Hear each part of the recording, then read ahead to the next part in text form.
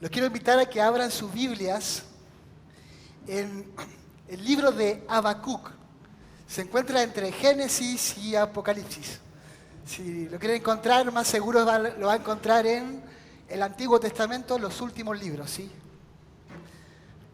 Habacuc, capítulo 1, versículo 1 al 11.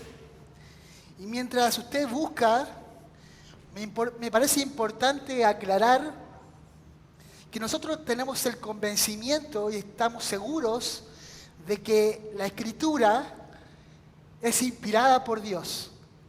La Escritura es exhalada por Dios y es útil para que nosotros podamos ser perfectos para toda buena obra. Toda la Escritura es inspirada por Dios para hacernos perfectos para toda buena obra. Y el libro de Habacuc, nosotros confiamos que realmente Dios quiere hablarnos en esta época a través del libro de Habacuc. De esta experiencia personal que tiene este hombre de Dios con Dios. En este mes transitaremos por este libro y podremos ver los matices de este diálogo, porque es un diálogo. Comienza con preguntas que tiene Habacuc al respecto de una situación que le aflige. Al avanzar nosotros veremos que él realmente está perplejo al oír la respuesta de Dios, pero al terminar el libro podremos realmente ver a un hombre que a pesar de sus objeciones rinde alabanza y adoración a Dios por su misericordia.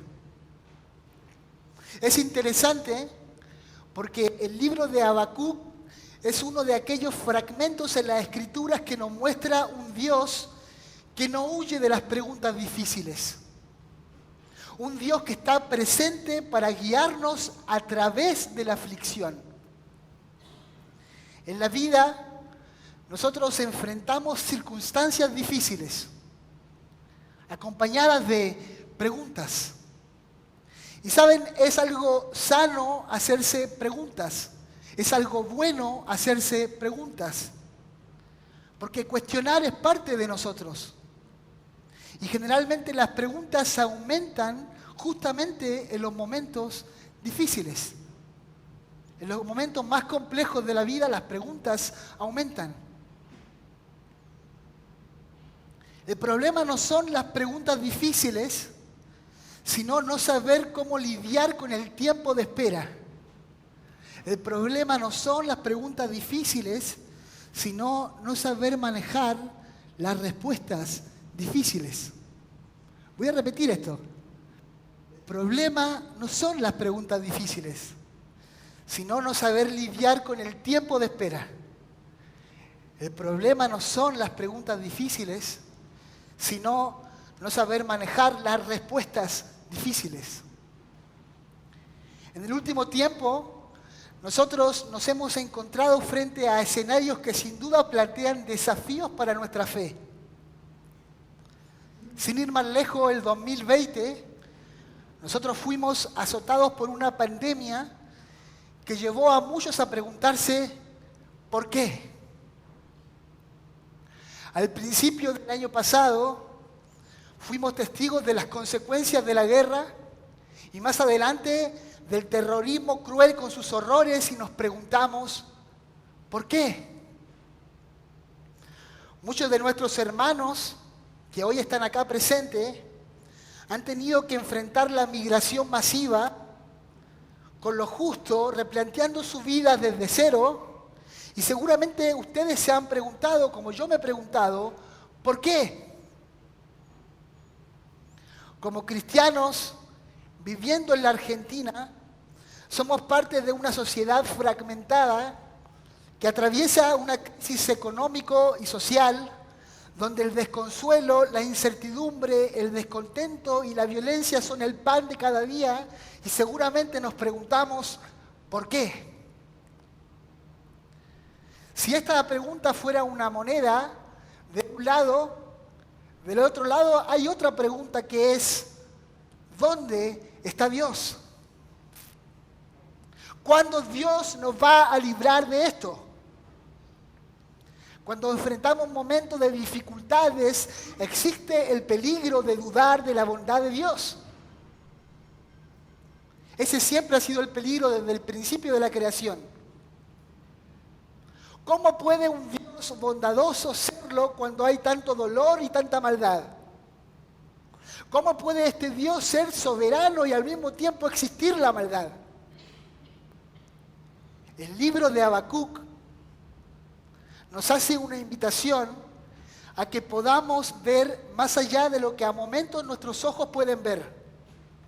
Te hace una invitación a pensar en la mano invisible de Dios que se hace visible todo tiempo para conducir a sus hijos a buen puerto a través del dolor. El título de esta mañana es Esperando en Dios en medio del dolor.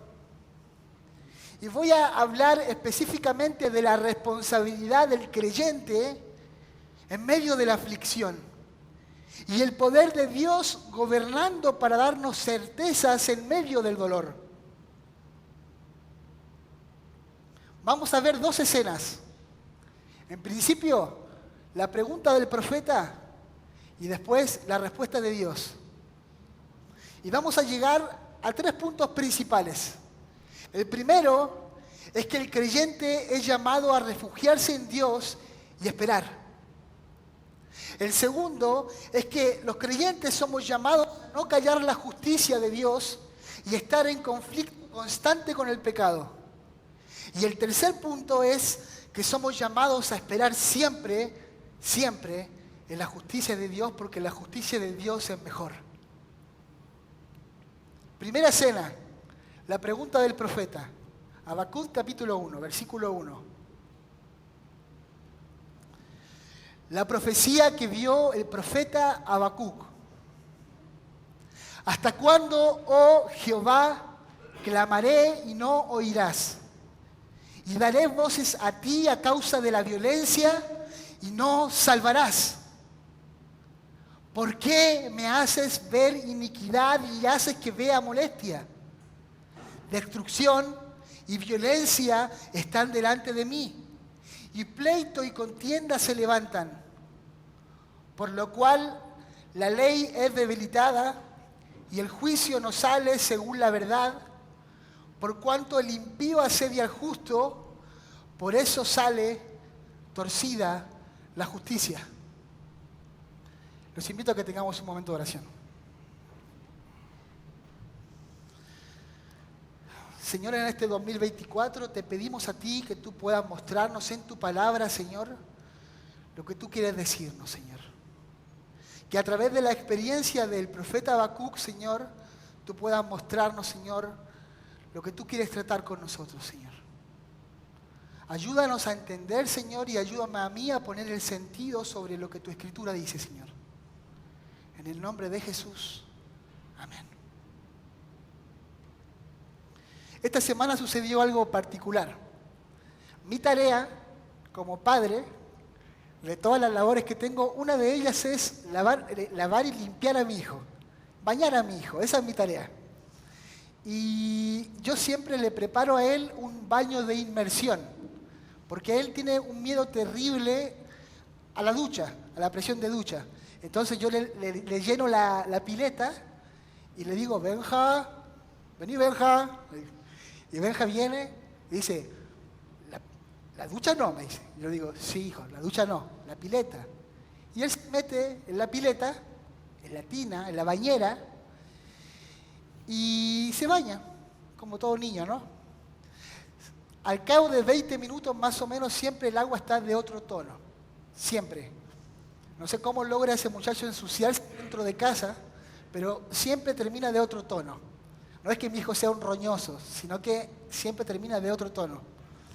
Y yo interpelo a su inteligencia y le digo, Benja, ya es tiempo de salir. Y él me dice, no, quiero nadar.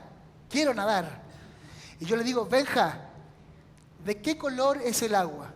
Y él me dice, transparente. Y yo le apunto el agua de la pileta y le digo, Benja, ¿de qué color es el agua? Y él me dice, oscura. Bueno, entonces hay que salir porque el agua está sucia. Él me dice, no, quiero nadar. Entonces yo le vuelvo a repetir, Benja, el agua está sucia. ¿De qué color es el agua? Y él me dice, blanca, muy blanca. Yo lo quedo mirando y le digo, Benja, el agua está sucia. No, papá, el agua está blanca, muy blanca, transparente. A él no le importa el tono del agua, porque a él le interesa seguir disfrutando. Y el escenario social en el que vive Habacuc en este tiempo es complejo.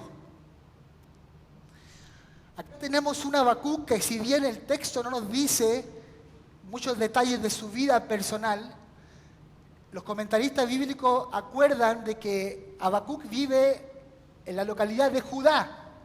Tenemos que recordar que para este tiempo el pueblo de Israel se encuentra dividido en dos reinos, el reino del norte y el reino del sur. El reinado original estaba compuesto por 12 tribus que identificaban a los 12 hijos de Jacob. Pero al morir el rey Salomón, produjo una división y 10 tribus se rebelaron, digamos, contra el oficialismo. Entonces, por un lado tenemos a las 10 tribus que se conocen como las tribus del norte, o Israel, y por otro lado tenemos a Judá con Benjamín, la tribu de Benjamín, que se conoce como la tribu del sur. Para que se den una idea, seguramente, lógicamente las proporciones no son las mismas. Es como si Argentina hoy dijera, nosotros somos Argentina, las provincias y Capital Federal ya no pertenece a nosotros. Es como que hubieran dos facciones. Argentina somos nosotros, todo lo demás, y Capital Federal es Judá, por decirlo de alguna manera. Y luego de esta gran división, el reino del norte y el reino del sur empezaron a experimentar un deterioro por un abandono de la fe oficial. Tenemos que recordar que el pueblo de Israel es el pueblo de Jehová. El pueblo de Israel es el pueblo de Dios porque Dios los sacó de la esclavitud. Es Dios quien sacó a un grupo de esclavos que eran campesinos y los formó un pueblo y los levantó. Pero ellos se olvidaron de su Dios y quisieron un estilo de vida más parecido a lo que hacían los demás pueblos. Después de años de advertencia tras advertencia, por medio de los profetas, así como Amós, Oseas, Israel, es decir, el reino del norte, fue conquistado por los asirios. Y 136 años después lo sería Judá. Entre medio de eso estaba Habacuc. Este hombre está realmente desolado porque ve la realidad espiritual de Judá y seguramente recordando lo que ha sucedido en el reino del norte, ve que Judá va para el mismo camino. Y vuelvo a la ilustración del principio. Benja, mi hijo, puede distinguir el tono del agua, la diferencia entre agua transparente y agua oscura, porque él conoce la diferencia entre ambas. Habacuc tuvo la oportunidad de ver agua transparente. Habacuc tuvo la oportunidad de gozar y ver un buen gobierno. Años atrás hubo un rey que se llamaba Josías. Y este rey fue uno de los pocos reyes buenos que menciona la Biblia. Este rey, dice la Biblia, hizo lo bueno delante de los ojos de Dios, impulsando reformas espirituales que trajeron bienestar social. Podríamos decir que en 31 años del reinado de Josías como rey, el reino del sur disfrutó tiempos moralmente buenos. Este rey, que empezó a reinar con 8 años de edad, comenzó a tener una búsqueda de Dios. Se vio reflejado en sus medidas sociales. Es posible que en su adolescencia este rey haya tenido la oportunidad de escuchar al profeta Sofonías y sus juicios contra la idolatría de Judá. Si recordamos la profecía de Sofonías, en el libro de Sofonías, Sofonías dice: «Ay de esta ciudad rebelde», refiriéndose a Judá, «rebelde, contaminada y opresora, que no escuchó voz ni recibió corrección, no confió en Jehová y no se acercó a su Dios. Me levantaré, dice Jehová, para juzgarlos, porque mi determinación es reunir a las naciones y juntar los reinos para derramar sobre ellos mi enojo. Y quitaré delante de ti los que se alegran en tu soberbia y nunca más te ensoberberás en mi santo monte. Y dejaré en medio de ti un pueblo humilde y pobre, el cual confiará en el nombre de Jehová». Imagina un rey joven con temor de Dios escuchando esto. A los 21 años, el rey Josías tiene la oportunidad de tener un encuentro con la palabra de Dios. Y al leer un fragmento de la ley, él rasga sus vestiduras como expresión de humillación, producto de darse cuenta que Judá como reino había transgredido la ley de Dios. Y este rey hizo todo lo posible por agradar a Dios. Pero el tema es que al morir este rey, asume otro rey, su hijo, el rey Joacim, que la Biblia expresa que este rey hizo lo malo delante de los ojos de Dios. Durante 11 años hubo un cambio radical que se reflejó en la moral del reino. Habacuc es muy gráfico en su oración. La palabra violencia predomina en su discurso. Es interesante porque yo escuchaba el otro día a un pastor decir que cuando los profetas querían hacer mención de alguna cosa en particular, ellos lo repetían muchas veces. Y la palabra violencia es constante en el discurso de Habacuc. Entonces podríamos decir que el reino de Joacim se caracterizaba por ser el reino de la violencia. Y acá tenemos a un hombre desolado. ¿Hasta cuándo, oh Jehová, clamo y no oyes? ¿Hasta cuándo, oh Dios, grito y no salvas? ¿Por qué me haces ver violencia e iniquidad? Molestia, destrucción, pleito. Señor, la justicia está torcida. Este es un hombre que al ver el escenario social de su nación, no haya consuelo para su corazón. Él no está preocupado por los males del mundo, sino que él está realmente preocupado por el estado espiritual de su pueblo. Y expresa un sentimiento que pareciera sentirse abandonado por Dios. ¿Por qué no salvas? Tiene preguntas sin respuesta porque le duele la realidad. Su corazón está turbado. ¿Cuántas veces te has sentido así? Cuando miras alrededor, pero ¿cuántas veces te has sentido así al ver el estado del pueblo de Dios? En relación a lo social, el estado de la iglesia viviendo en la sociedad.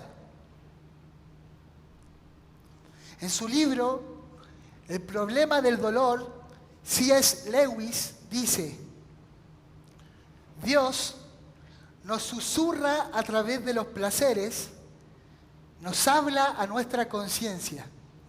Y es interesante lo que dice C.S. Lewis porque a los que les gusta el chocolate, siempre hay algún raro que no le gustan los chocolates, pero a los que les gusta el chocolate, cuando comen un chocolate realmente bueno, dicen, tiene que haber un Dios. O cuando estás frente al atardecer viendo el crisol del sol ponerse en el horizonte y ves esa obra de creación y dices, tiene que haber un Dios. Habla a tu conciencia. O cuando yo abrazo a mi hijo y lo veo crecer, pienso, tiene que haber un Dios. Habla a mi conciencia. Y C.S. Lewis continúa, pero nos grita mediante el dolor. El dolor es su megáfono para despertar a un mundo adormecido. El recién fallecido pastor Timothy Keller escribió, siempre supe que Jesús es todo lo que necesitas, pero realmente no puedes entender que Jesús es todo lo que necesitas hasta que Jesús es lo único que tienes. Y acá tenemos a este hombre, Habacuc, en profunda aflicción y dolor, en total desesperanza por una realidad que le duele, que le afecta, que lo despierta y lo mueve, que le grita en el interior y le lleva a una concisa queja. Porque para él Dios es el único que puede responder. Porque Dios es lo único que tiene. Acá tenemos a este hombre depositando sus preguntas en el lugar correcto. Lo cual me lleva al primer punto. El creyente es llamado a refugiarse en Dios y esperar. Dios tiene distintas formas de tratar con nosotros. Él nos muestra su amor a través de el favor inmerecido que vemos día tras día. Él nos muestra su amor en distintos detalles. Él nos da la compañía de hermanos en la fe que nos animan y nos acompañan. Él nos da su palabra que nos capacita y su presencia es día tras día. Pero también Dios se permite tratar con su pueblo, con nosotros, no a pesar del dolor, sino a través del dolor. Debemos entender que Dios es glorificado en la paz que produce el alma, pero también es glorificado en el hueco del huracán. El dolor es una oportunidad para ver su mano. Es también a través del dolor que nuestra fe se fortalece. Al ver a Dios conduciéndonos a través del dolor para llevarnos a buen puerto. Es importante asumir el dolor y la aflicción, porque el dolor y la aflicción es parte de la vida. Aunque queramos huir de estos momentos no están bajo nuestro control. Nadie en esta sala está exento del dolor. Y nadie se recibió de esta materia. Al momento de nacer, curiosamente lo hacemos llorando. Y a veces quisiera como padre yo abrazar a mi hijo y protegerlo, librarlo del mundo y de los males que experimentamos al sentir el sufrimiento, pero como lo expresa de una manera magistral Shakespeare en una de sus novelas, cada mañana nuevas viudas se lamentan, nuevos huérfanos lloran, nuevos pesares golpean al cielo en la cara. Esto es cíclico. Cada mañana nuevas viudas se lamentan, nuevos huérfanos lloran y nuevos pesares golpean al cielo en la cara. Bienvenido a la vida. La vida no es ideal, la vida es real. Y aunque nosotros queramos construir murallas, en algún momento el dolor nos alcanza. Y cito nuevamente al pastor Keller. La vida es fatalmente frágil y está sujeta a fuerzas que van más allá de lo que podemos manejar. La vida es trágica. Pero eso no significa que tenga que ser una tragedia. En medio del dolor podemos experimentar la confianza de saber que ni lo alto ni lo profundo, que ninguna otra cosa creada nos podrá separar del amor de Dios que es en Cristo Jesús. Y ante la tragedia de vivir, o como diría el predicador en Eclesiastés, ante esto que es aflicción de espíritu y pesar, la pregunta es: ¿dónde está puesta tu esperanza? En las dificultades buscamos respuestas, o muchas veces no pensar en los problemas. Hoy vemos que el mundo se refugia en distintos mecanismos. El tarot, preguntándole a las estrellas, el alcohol, otros en intentar dormir la conciencia para mantenerla entretenida, para no pensar en su realidad, quizás viendo la realidad de otros y deseando tener aquello que al presente no tenemos. Otros en el trabajo, otros en los placeres momentáneos. Pero Habacuc nos muestra con su ejemplo lo que debemos hacer los que hemos depositado nuestra esperanza en Dios. Y esto es que en medio del dolor, el único lugar seguro es esperar en Dios. Y no dejar activamente de buscar una respuesta. El Señor ya ha revelado su voluntad en las Escrituras. Estas están para darnos respuestas en todos los asuntos de la vida práctica. Barrer los problemas debajo de la alfombra no es nunca una solución. Ellos van a seguir ahí.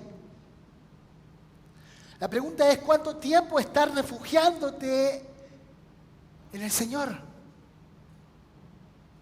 Y escuchando sus respuestas a través de lo que Él ha revelado en su palabra día tras día. Su palabra que transforma tu mente y da ánimo a tu corazón para caminar día tras día. Habacuc, atravesando el dolor de ver lo que sus ojos no quieren ver, no cesa de clamar por salvación.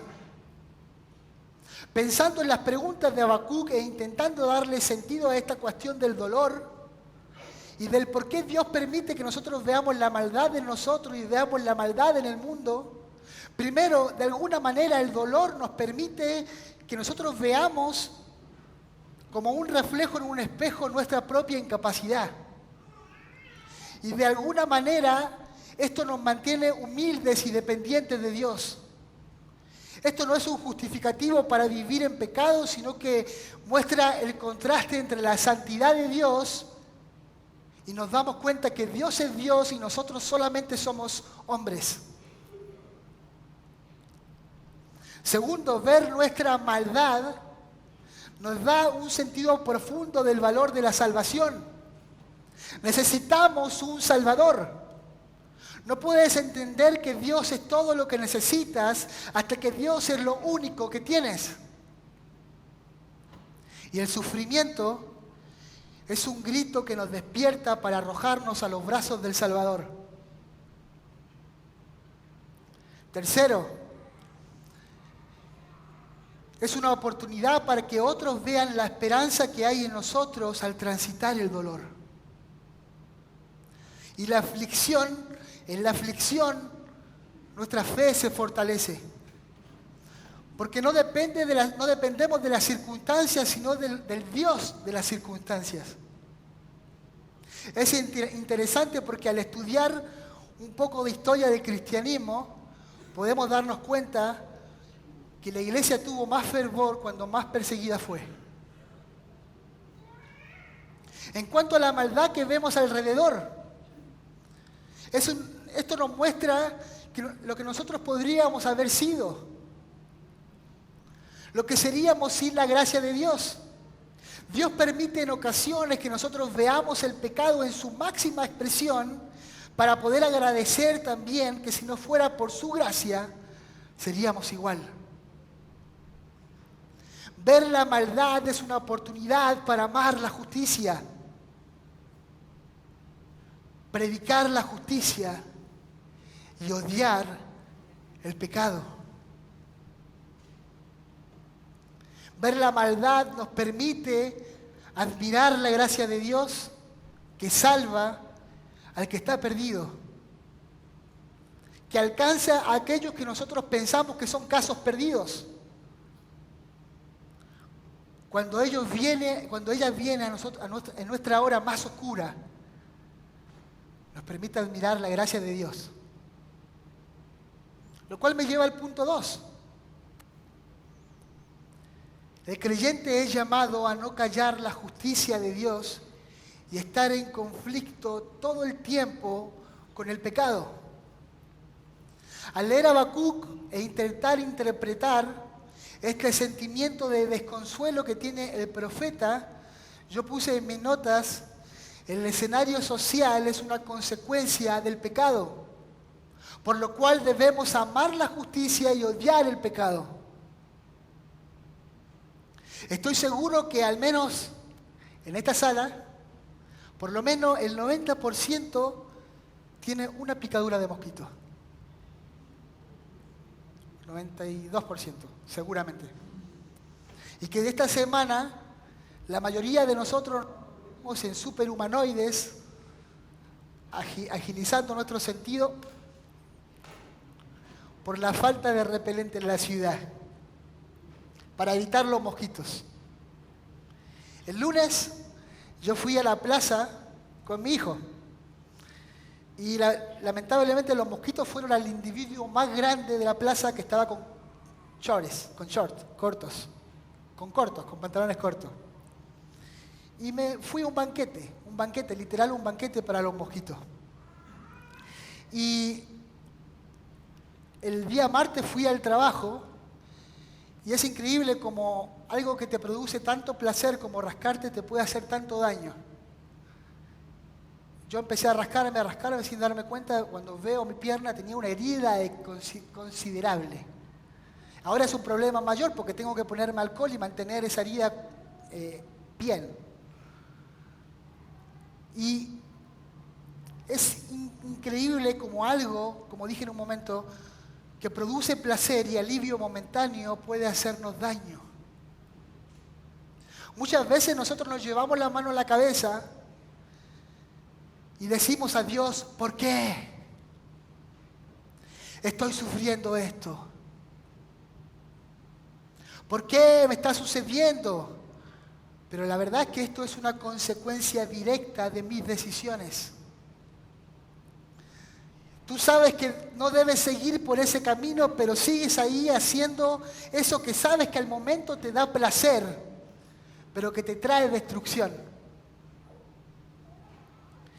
Y es interesante porque Habacuc se encuentra sufriendo las consecuencias del abandono del deber espiritual de su pueblo. Y el tema con el dolor y el sufrimiento es interesante porque tú puedes hacer todo bien, pero en algún momento el pecado te alcanza. O tú puedes hacer todo mal y como efecto dominó, tu pecado alcanza a alguien.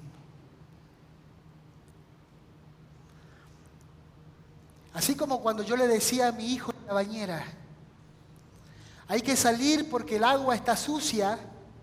Los profetas hablaron una y otra vez, advirtiendo al pueblo que estaba nadando en aguas sucias. Pero el placer de hacer lo que el corazón quiere es fuerte. Porque queremos sentarnos en un lugar que no nos corresponde y reinar sobre nuestra vida. Mirando al cielo y diciendo: yo gobierno. Amar a Dios es odiar el pecado y amar la justicia de Dios. Yo no concibo a un cristiano que no odie el pecado y ame la justicia de Dios. Una pregunta que me surgió al leer el texto es: ¿dónde estaban los demás? Seguramente hay más gente como el profeta Habacuc pidiendo salvación, el remanente fiel. Pero la mayoría le está dando la espalda a su Dios. Esta es la iglesia. Este es el pueblo de Dios. Y le están dando la espalda a Dios. A ellos no les duele la realidad. Ellos son uno con la realidad. Y te pregunto a ti que estás sentado, me pregunto a mí que estoy acá. ¿Has tomado parte activa de amar la justicia y aborrecer el pecado? ¿Te duele la realidad? ¿Cuál es tu postura como cristiano este 2024? Ahora, ¿qué sucede cuando la realidad no te conmueve? ¿Qué sucede cuando la realidad no te mueve? ¿Qué sucede cuando no puedes diferenciar y te has vuelto insensible porque la realidad te permeó? A veces somos como mi hijo, viendo el agua sucia, intentando convencerme que el agua sucia es agua transparente.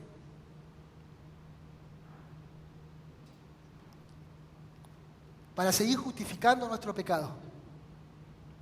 En tiempos como los de Habacuc, me pregunto, ¿dónde está la iglesia? ¿En qué invierte su tiempo? ¿En qué invierte su energía? ¿En qué invierte sus palabras? ¿En qué invierte sus pensamientos? Si la situación social es consecuencia del estado moral, me pregunto, así como dijo Jesús a sus contemporáneos, ¿qué está haciendo la sal del mundo? La iglesia es aquella que debe anunciar el gobierno de Dios. Y cuando la iglesia calla, la sociedad se convierte en cuerpos que entran en putrefacción. Porque la sal ya ha perdido su propiedad. ¿Cómo van a oír si no hay quien les predique? En su famoso discurso, el Dr. King lo dijo de una manera magistral. No me preocupa el grito de los violentos, de los corruptos, de los deshonestos, de los sin ética. Lo que me preocupa es el silencio de los buenos. La fe ha de expresarse de manera activa. No es un esperar pasivo. El cristiano tiene el deber de amar la justicia y odiar el pecado. Porque no odiar el pecado trae consecuencias. Hemos de copiar a Habacuc en este sincero celo espiritual por la justicia de Dios, tomando parte activa, presentándose ante Dios, porque solamente Dios puede dar salvación. El apóstol Pablo en la epístola a los Romanos escribió que solo el Evangelio tiene el poder para salvar a todo aquel que cree. Nada más puede salvar, solamente el Evangelio puede dar vida. Las sociedades modernas ponen su fe en sistemas políticos, en sistemas económicos, pero el cristiano pone su fe en Cristo. El antecedente nos muestra que gobiernos se levantan y caen, reinos conquistan a otros y luego caen.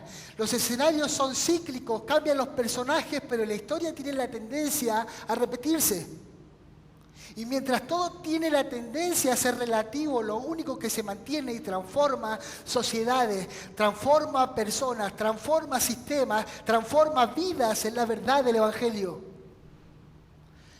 La verdad del Evangelio no es relativa. Y se sostiene sobre aquello que Dios ha establecido como parámetro de justicia, y eso es una persona llamada Jesucristo. El dolor y el sufrimiento existen. Pero Dios le ha puesto un límite al darnos una solución para anunciar. Y esa solución es una persona. Habacuc al momento no lo puede ver. Pero más adelante vamos a ver palabras hermosas que él dice, el justo por la fe vivirá. Y esa confianza descansa en nuestros corazones. Esa es la obra de Jesús. Nosotros somos interpelados, nosotros somos demandados, comisionados a anunciar a un mundo que experimenta dolor. Somos llamados a ser heraldos de justicia y confiar en Jesús. Él mismo dijo, Jesucristo dijo, a un mundo de dolor, pongan sobre mí sus cargas porque mi yugo es ligero. Él mismo toma nuestros dolores y nos acompaña a transitar a través del dolor, sabiendo que hay esperanza verdadera al final del túnel. Ahora la pregunta de Habacuc no se queda sin respuesta, porque Dios no es así. Dios responde. Y el problema que tenemos es que muchas veces las respuestas de Dios tampoco nos gustan. Dios va a contestar contundentemente la pregunta y su respuesta es una expresión perfecta de su justicia y su carácter. Nos muestra que su poder no tiene límites. Dios nos asombra al mostrarnos su misericordia. Lo cual nos lleva al último punto. Somos llamados a esperar siempre en la justicia de Dios. Cuando sus planes son infinitamente impensables y mejores que los nuestros. Sus planes son mejores que los nuestros. En la ilustración del inicio, Benja disfrutaba del agua sucia. Y yo le daba argumentos a él para salir del agua sucia. La pregunta es, ¿quién lo sacó de la bañera?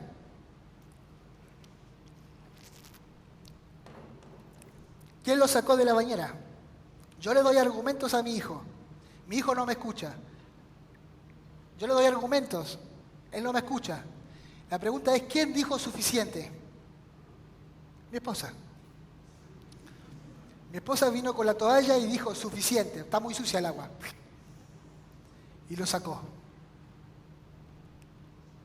De la misma manera, tiernamente, Dios trata con su pueblo. Dios hace por ellos lo que ellos mismos no pueden hacer por sí solos. Y los lleva a un tiempo de juicio, de misericordia. Dios podía haberlos exterminado, pero el antecedente nos muestra un Dios que es fiel a sí mismo y Él mantiene sus promesas y si Él promete algo, Él lo lleva a cabo. Versículo 5, la respuesta de Dios.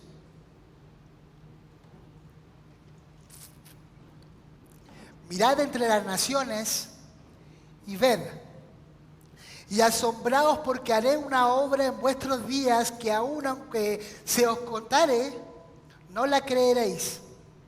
Porque he aquí yo levanto a los caldeos, nación cruel y presurosa que camina por la anchura de la tierra para poseer las moradas ajenas.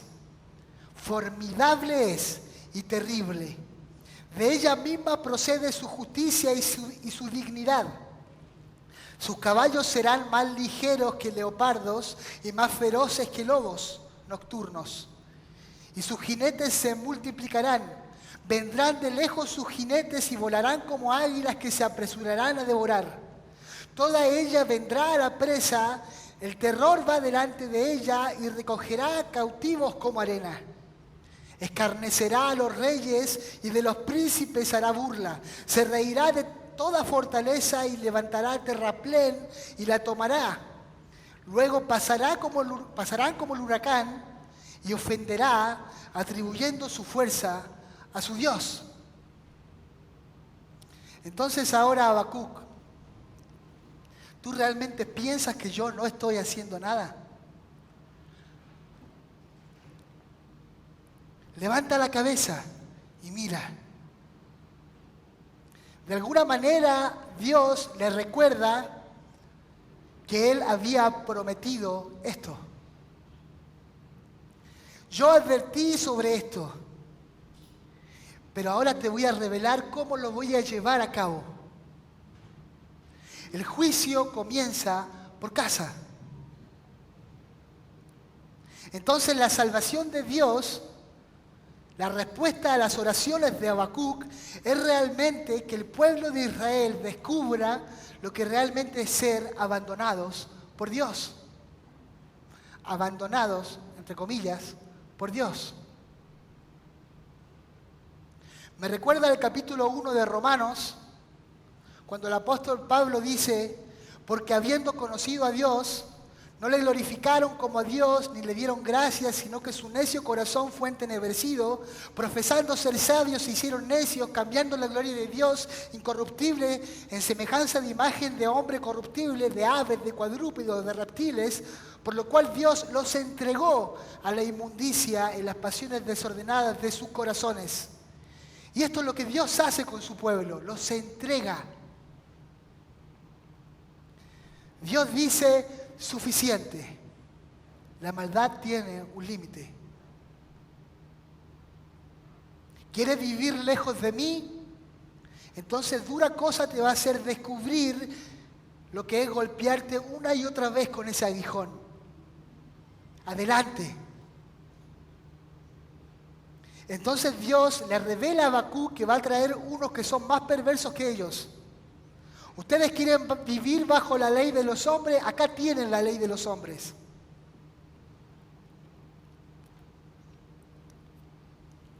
Pero aún en esto nosotros podemos ver la misericordia de Dios.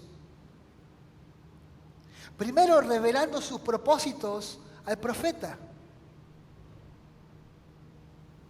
Segundo, interviniendo en la realidad de los hombres para tratar con el pecado de su pueblo. Dios es soberano. Tercero, Dios mostrando su integridad y santidad, poniéndole un límite al pecado. La pregunta de Habacuc es: ¿hasta cuándo, Dios, me permitirás ver la violencia y la falta de ley? ¿Por qué, Dios, no intervienes? Y la respuesta de Dios es: hasta ahora di oportunidad y no obedecieron. Ahora viene el juicio, levanta tu mirada, porque si te lo cuento no lo vas a creer, no porque sea demasiado bueno, sino porque es demasiado malo lo que viene. Asómbrate. No hay rey que resista lo que se viene, no hay príncipe que pueda huir. Vienen ellos por ustedes que son la presa y tomarán los cautivos como arena, vendrán como un huracán y ellos piensan que esto es por su Dios, pero yo te digo, yo los levanto. Esto yo lo permito. Qué respuesta difícil. Cosa dura, hermanos, es tomar a la ligera la santidad de Dios. Cosa dura, hermanos, es pensar que Dios va a pasar por alto la maldad. Puede que en el tiempo presente nosotros no nos veamos la justicia que queremos. En cuanto a las injusticias del mundo, en cuanto a la injusticia de la misma iglesia, pero sin duda la justicia de Dios viene y la maldad tiene fecha de vencimiento. Habacuc va a enfrentar más adelante otras cuestiones, porque así somos nosotros los seres humanos. Cuando Dios no contesta, pensamos que nos abandonó. Y cuando contesta, no es como queremos. Cuando Dios salva, nos quejamos por qué salva, si no, recuerden a Jonás. Y cuando no salva, queremos soluciones inmediatas. Y cuando sus métodos no son los que nosotros queremos, nos preguntamos por qué. Debemos aprender a confiar que Dios tiene el control de todo. Y no se mueve una hoja sin que Él lo permita. Dios es soberano y la maldad existe. Pero aún ella está limitada y tiene fecha de vencimiento. Debemos aprender de Habacuc que aunque no vio, él creyó en Dios y esperó en Él. Su lamento más adelante se va a transformar en gozo, en alabanza, en confianza. Para terminar, hoy con el diario del lunes, todos sabemos que lo que Dios hizo fue asombroso. Luego que el pueblo de Israel pasara por un tiempo de cautiverio, Dios los hizo volver a su tierra. Y en el libro de Nehemías vemos en el capítulo 8 un pueblo deseoso de escuchar a su Dios, un pueblo humilde. Vemos a Esdras abriendo las Escrituras y este pueblo adorando a Dios, alzaban sus manos y se postraban con su rostro en tierra.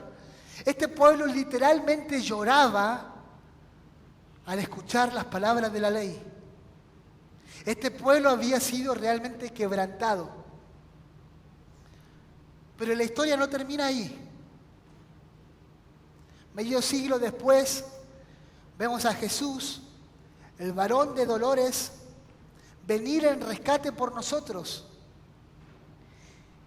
Y antes de entrar en la cena del Señor, quisiera que pensáramos en el ejemplo de Jesús. Si tú piensas que tu vida es injusta, piensa en Jesús. Si hay alguien que sabe de la injusticia y la maldad del mundo y lo que produce el pecado, es Jesús. Pero aún en la aflicción y el dolor, Él nos da cátedra cómo vivir y transitar el dolor y cómo Dios se glorifica a través del dolor.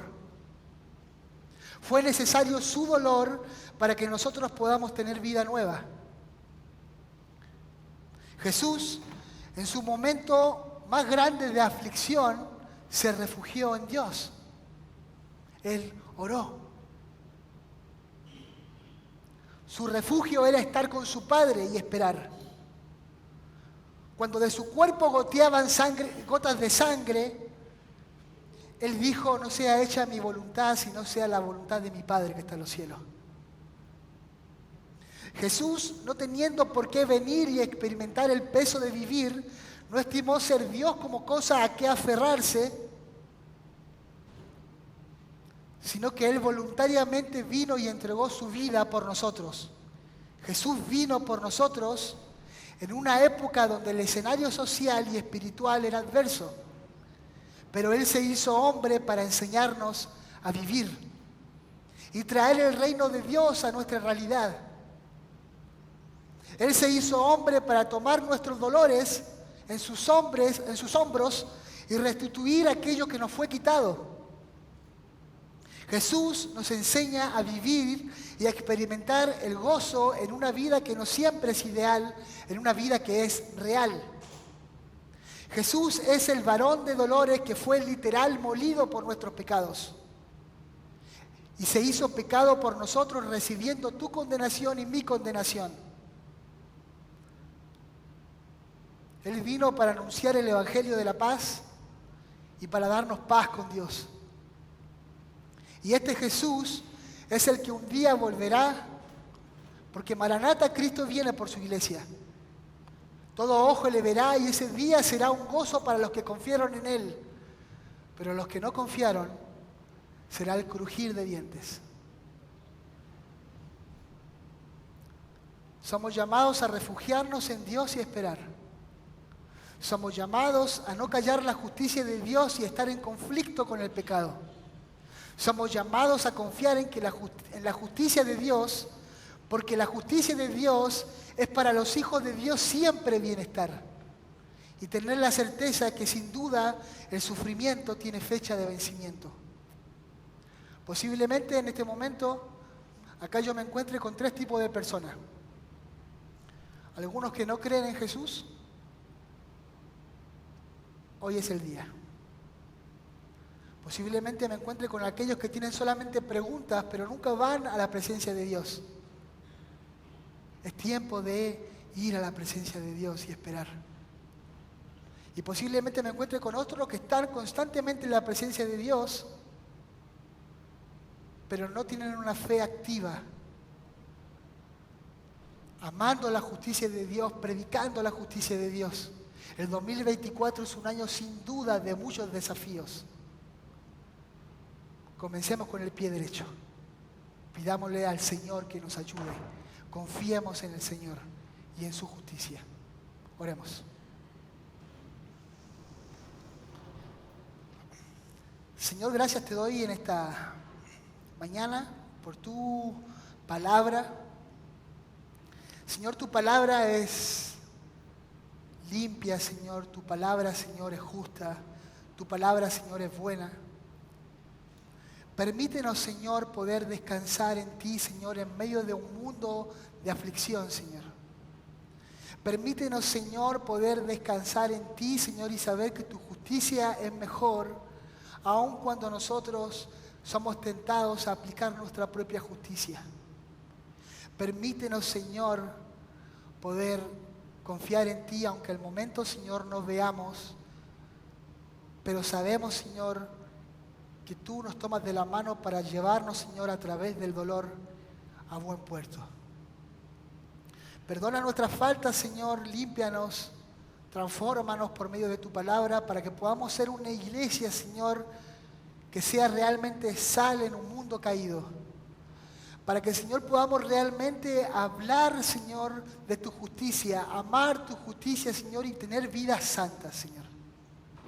Transforma nuestro entendimiento para transformar también nuestra conducta, Señor. En el nombre de Jesús.